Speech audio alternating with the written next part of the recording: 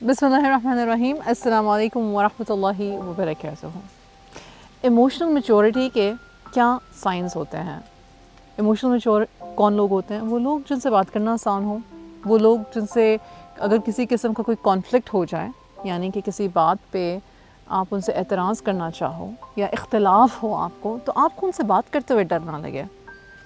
Number एक, हम जब इमोशनली मैच्योर हो रहे होते हैं तो हम बात कम करते हैं, पहले सुनते ज़्यादा हैं, अगले वाले की बात को टोकते नहीं और दरमियान में ही हाइपर होके, गुस्सा होके, उनके किसी लफ्ज़ को पकड़ के बात का रुख कहीं और नहीं मोड़ देते।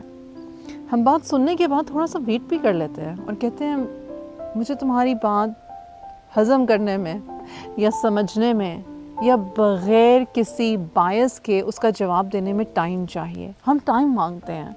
हम देखते हैं कि अगर हमें गुस्सा आ रहा है तो क्यों आ रहा है, हमें एक्चुअली बुरा क्या लग रहा है, हमें क्या महसूस हो रहा है, क्या हमें ज़्यादती महसूस हो रही है, क्या हमें ये हैरानगी तंग कर रही है कि इसे मेरी बात समझ में क्यों नहीं आई, या इसने मेरे बारे में ऐसा सोचा क्यों, और अगर ऐसा है तो क्या वजह हो सकती हैं।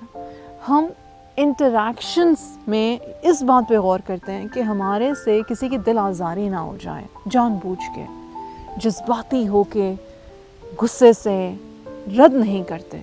हम ये नहीं कहते कि नहीं तुमने गलत सोचा, बस नहीं मैंने सोच लिया, बस ऐसा ही है।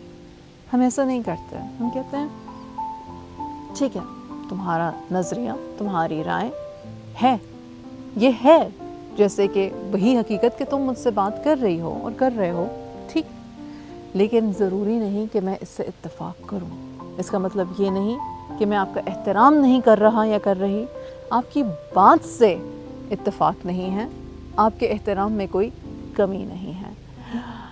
ये सारी बातें सुनने में अच्छी भी लग रही होंगी और ये भी लग रहा होगा कि ऐसा तो होता ही नहीं है, ऐसा कौन करता है, लेकिन ऐसा हम कर सकते हैं और हम करते हैं।